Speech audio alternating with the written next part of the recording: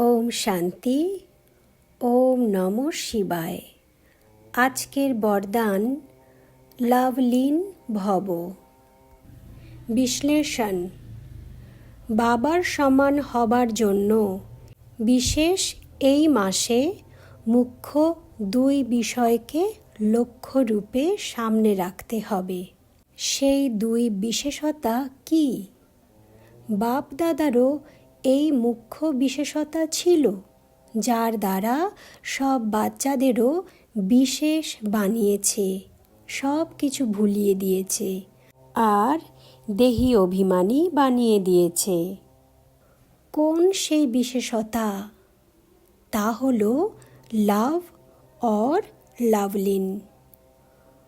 কর্মতে, বাণীতে, সম্বন্ধে আর সম্পর্কে লাভ মানে প্রেম, আর স্মৃতিতে এবং স্থিতিতে লাভলীন থাকা।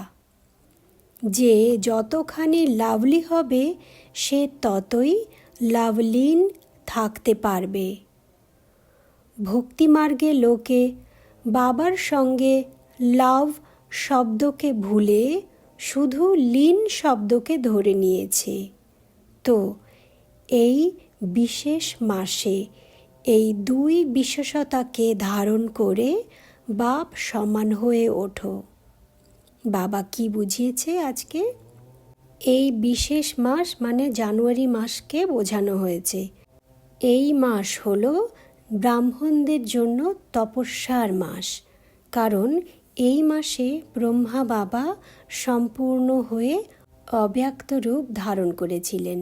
সেই কারণে এই মাসকে বিশেষ তপস্যার মাস বলা হয়। তো তাই জন্য বাবা বলছে এই বিশেষ মাসে এই দুই বিশেষতাকে ধারণ করে বাপ সমান হয়ে ওঠো। এক হলো লাভ মানে প্রেম। প্রেম কোথায়?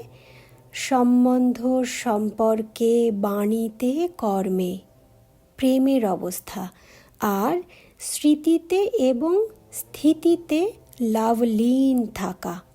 তো বাবা বলেছে ভক্তিমার্গে লোকেরা ওই লাভলীন কথাটাকে, লাভটাকে বাদ দিয়ে শুধু লীন শব্দটাকে ধরে নিয়েছে। মানে ভগবানের সঙ্গে যে লাভলীন থাকা যায় সেই জিনিসটা, সেই কনসেপ্টটাকে বুঝতে পারেনি। তাই জন্য তো বলে না যে আত্মা শরীর থেকে বেরিয়ে গিয়ে ভগবানের সঙ্গে লীন হয়ে যাবে। এরকমটাই তো বারবার আমরা শুনে থাকি বিভিন্ন ভক্তদের মুখে মুখে।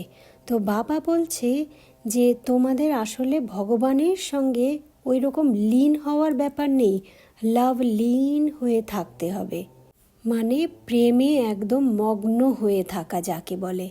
ভগবান হলো প্রেমের সাগর, আর ভক্তদের মানে সমস্ত আত্মাদের হৃদয়ের প্রেমটুকুই, মানে প্রেমের স্বাদটুকুই ভগবান গ্রহণ করে থাকে। বাকি ভগবান তো হলো অভোক্তা। ওম শান্তি। ওম নমঃ শিবায়।